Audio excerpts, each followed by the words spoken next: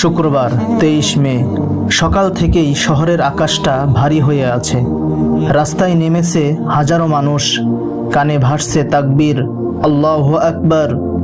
ছোট্ট রাইহান বাবার হাত ধরে রাস্তায় নেমেছে প্রথমবারের মতো। সে জানে না দাবি মানে কি, তবে সে জানে বাবা বলেছে আজ ঈমান রক্ষার দিন। 4 দফা দাবিতে উত্তাল জনতা, কেউ প্লে কার্ড ধরে, কেউ চোখের জলে বলে, আমরা চাই আল্লাহর আইন সংবিধানে ফিরুক, আমরা চাই বিচার, চাই সম্মান, চাই ন্যায়। এক বৃদ্ধ লোক বললেন, আমার সময় ফুরিয়ে এসেছে, কিন্তু ন্যায়ের পক্ষে এক কদমও পেছাবো না।